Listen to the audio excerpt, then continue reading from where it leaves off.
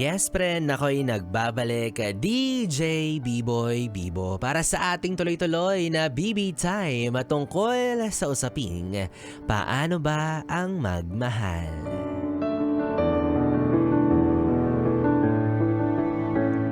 Pero una sa lahat, ikaw mismo, kung alam mong garapal kang magmahal, wag mo nang itanong kung paano ba ang magmahal, 'di ba? Mapapawalang bisa lang yung ituturo ko sa iyo kung paano. Kung alam mo naman sa sarili mo na simulat sa pool talagang hindi mo sineryoso ang pag-ibig, 'di ba? So baliwala lang. Pangalawa, maghanap ka muna ng jowa, 'di ba? Kasi kahit marunong ka magmahal, kung wala ka namang paggagamitan, wala rin, masasayang at mapapanis lang 'yan. Kaya i-ref mo muna. Ay, nako, para po sa mga yes pre natin na marami ng karanasan o hindi naman kaya, marami ng nakaraan at pinagdaanan sa larangan ng pag-ibig. At tila hindi pa rin mahanap-hanap kung sino nga ba yung para sa kanila ay nakalaan. Para sa inyo po, ang usapan na ito. Para sa mga yes pre natin na maraming beses nang sumubo kung sino-sino, sa iba't ibang panahon, iba't ibang pagkakataon, iba't ibang edad, iba't ibang lugar. Pero hindi pa rin talaga tuluyang matagpuan yung talagang taong para sa kanya. Kaya napapatanong na siya ng paano ba ang magmahal. Alam nyo, kahit sa ang aspeto naman po ng buhay, no, kapag meron tayong isang bagay na gustong matutuhan, kailangan natin itong pag-effortan, diba? Kailangan natin mag-explore sa mga bagay na hindi natin alam o hindi naman kaya maranasan natin to first hand para malaman mo kung ano yung experience at masabi mo sa sarili mo kung ano yung mapupulot mong aral. Kung ano yung mga i-a-adjust mo sa sarili mo, i-a-adjust mo sa mga preference mo, at kapag napag-aralan mo na yun at natutuhan mo na siya along the way, mas magiging bihasa ka pa, mas matututo ka pa, mas magmamature ka pa, mas lalawak pa yung pananaw mo sa bagay na to. And alongside with it, kapag meron naman tayong gustong makuha sa buhay, yung tipong gustong-gusto mong mapasayo, yung lahat sisikapin mong gawin, yung lahat handa kang pagdaanan, lahat gusto mong isakripisyo, lahat handa kang isugal para sa isang bagay. Hindi ba't kasama naman doon yung pagtanggap natin na kakailanganin natin na dumaan sa isang proseso? Hindi ba't kalakip noon yung realidad at awareness na hindi naman talaga magiging madali?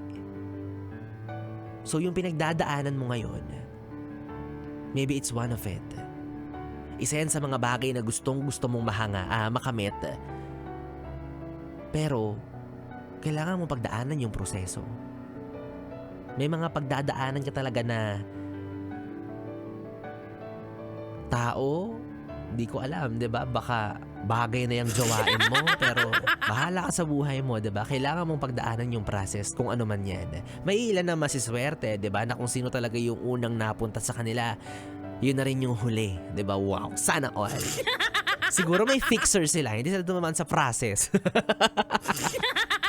'Di ba? So kailangan mo muna talagang masubok. Diba? Kailangan mo munang alamin kung ano yung kapasidad mo at kakayahan mo sa larangan ng pag-ibig. Yung kumbaga hindi basta-basta ibibigay sa'yo kasi nga baka i-take for granted mo lang. Diba? Pagsubok minsan na pakiramdam mo, kailangan mo ba talagang maranasan to? Bakit yung iba parang na-skip nila yung proseso? Sila yun, Pero sa kaso mo iba Diba? Kailangan mong mag-try na mag-try. Minsan napapatanong ka, pure naman yung intention mo. Wala ka namang ibang hangad kundi ang magmahal at mahalin ng totoo. Pero bakit lagi kang iniiwan at niloloko? Ay, di ko alam. Baka nasa iyo talaga yung sagot. Ay nako, well, this is a reminder, no, mga yes pre, na kapag ganyan, wala sa iyo yung problema. Especially kapag alam mo sa sarili mo na binigay mo yung best mo, naging tapat ka doon sa naging partner mo, na wala kang masamang hinangad para sa kanya. Yung alam mo lang na gawin ay ang mahalin siya. But at the end of the day, niloko ka pa rin niya. Wala sa'yo yung problema. Nagloko siya at iniwan ka. Yun ay dahil hindi sila marunong makontento. Hindi yun dahil hindi ka sapat at hindi ka marunong magmahal. Yun ay dahil nasa kanila yung problema. Madaya sila. Sugapa sila. Diba? Gusto pa nila yung may jowa na, jojowa pa ng iba, jojowa pa ng isa. Sugapa nga. Pero kung iisipin, no, sadyang maaaring hindi pa ito yung tamang panahon para makilala mo yung taong nakalaan para sa'yo, diba? Kasi minsan naman talaga kailangan mo munang dumaan sa kung sino-sino para ma-hone ka, diba? Para mahubog ka. Oo, para by the time na dumating na yung talagang nakalaan para sa'yo, alam mo na, hindi ka na masyadong magkakamali sa kanya. Alam mo na yung pagpapatakbo ng isang relasyon. Kasi nga, na-train ka na di ba? Nag-OJT ka na Nag-internship ka na sa kung sino-sinong mga ex mo di ba? So, kapag binigay na sa'yo yung isang bagay na talagang para sa'yo na, yung deserve mo na, alam mo na ingatan. Alam mo na itrato. Marunong ka ng pahalagahan. At ganun din siya sa'yo. Napapatanong ka siguro kung paano ba magmahal? Ano bang recipe sa pagmamahal? Bakit yung iba laging successful when it comes to love? Pero bakit ako laging palyado? Ano bang sekreto? Ano bang formula? Hindi ko alam. Pero posibleng yang ginagawa mo ngayon. Kung paano ka magmahal ng tapat, alam mo naman sa sarili mo yan di ba? Kung paano mo ibigay ang lahat. Kung paano ka magsakripisyo para sa taong minamahal mo. Kung paano ka mag-effort para sa kanya. Kung paano mo siya mahalin ng sobra. Maaaring niya na yun. Yan na yung sagot sa tanong mo na paano ba ang magmahal. The way you express your love, maaaring sapat na yan. And again, uulitin ko na kapag binigay mo na ang lahat at nagka-problema pa rin sa pag-ibig mo o sa relasyon ninyo, yung problema hindi sa'yo. Nandun sa partner mo. Oy, pampalubag loob. Kunyari wala siyang ginagawang mali sa relationship. Oy, kunyari wala siyang red flags. Ay nako, ang masasagot ko lang naman dito mga yes friend paano ba, diba? Ikaw, kung tatanungin ka, paano ba ang magmahal? Aside from being loyal, aside from being faithful and honest, paano ba? Diba? Yung talagang hindi ka nalolokohin, hindi ka naiiwan, hindi ka na ipagpapalit sa iba, hindi ka na, alam mo yun, pag-iisipan ng masama. Paano ba? Wala walang konkretong basihan kung paano ba ang magmahal. Kasi, for me, iba-iba tayo ng paraan. And yun yung maganda sa pag-ibig. It is diverse. At ang magic dito ay yung pinagtatagpo yung dalawang tao na talagang willing mahalin yung isa't isa. Habang buhay nagsasama. Diba? Yun yung kagandahan dun na kahit magkakaiba tayo ng paraan ng pagmamahal at pag-ibig, nahahanap or mahahanap at mahahanap pa rin natin yung taong nakalaan para sa atin. Diba? Meron nga dyan, taga Pilipinas pero yung napangasawa, AFAM.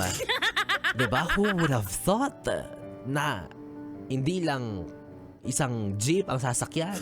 Hindi lang tricycle, hindi bike, hindi barko, hindi roro, kundi eroplano para lang mahanap niya yung taong para sa kanya, 'di ba? Ganon kalayo pero pinagtagpo yung kanilang mga puso. At kung tatanungin mo ko kung paano nangyari yun, di ko nga alam. Baka nag-bumble na gano'n. Nag-Tinder kayo, nag-Omegle. Oo, diba? Try mo. Bakit sa akin mo tinatanong yung mga ganyang bagay? Hindi ko nga alam. Kailangan wala akong jowa diba? Diba? Kung ang iba ang paraan nila Ipakita ito sa salita, ipakita ito sa gawa, sa regalo, sa haplos, sa pagkalinga, sa pag-alaga. Maaaring yun na yun. As is. Ikaw na lang, depende na lang sa'yo kung lalagyan mo pa ng extra twist. 'Di ba? Kung lalagyan mo pa ng extra palabok or whatsoever para mas mapabongga or mas mapaganda yung pagmamahalan ninyong dalawa, ikaw nang bahala dyan. Ikaw nang bahala maglagay ng add-ons. Kung gusto mo, mag-confetti ka pa para mas bongga talaga. Diba? Kung ano man sa tingin mo yung ginagawa mo ngayon na uri ng or paraan ng pagmamahal, for as long as alam mo naman na tama yan at sincere ka dyan, yan na yun. As it is. Ang pag-ibig, yes friend, malalim ang definition yan. Pero mababaw lang naman ang gusto niya. Walang iba kundi ang maayos at tapat na pagmamahala ng dalawang taong pinili ang mag-ibigan, ang magmahalan. Yun lang ang requirement ng pag-ibig. Diba? Parang ako, alam mo ba na may sarili akong paraan kung paano ko sa'yo ipaparamdam na mahal kita? Ay, kinikilig. Hala, kinilig siya sa narinig. Oo, kaya kong sakyan lahat ng trip mo. Basta siguraduhin mo lang na kaya mong sakyan yung bad trip ko pag nalaman kong may iba kang kinakalantaryo. Ay nako, bahala kayo sa buhay ninyo, 'di ba? Basta yes friend, again, mahal lang na mahal, love lang ng love for as long as 'di ba, tumitibok yung puso mo maliban diyan sa ano mo. Oo, 'di ba? Gamitin mo ng tama at mahusay ang biyaya ng pagmamahal na ipinagkaloob sa iyo. At sana, 'di ba, maialay mo 'yan sa tamang tao, yung taong deserve ka at deserve mo. Yun! Sana all! Sarap naman yun! Pabili nga po. Pabili nga po ng pag-ibig, isang order. Wala na mga yes friend, 3 oras na bibi tayo ang ating pinagsamahan. Kapiling niyo po ang bibi niya sa radyo. Ako po si DJ B-Boy, B-Boy Bibo. Magkasama't magkarinigan po tayong muli bukas sa parehong oras. Dito pa rin at dito ka lang sa istasyong No Problem, ang 101.1 Yes FM. Solid! Good night, Bibi! Mwah, mwah.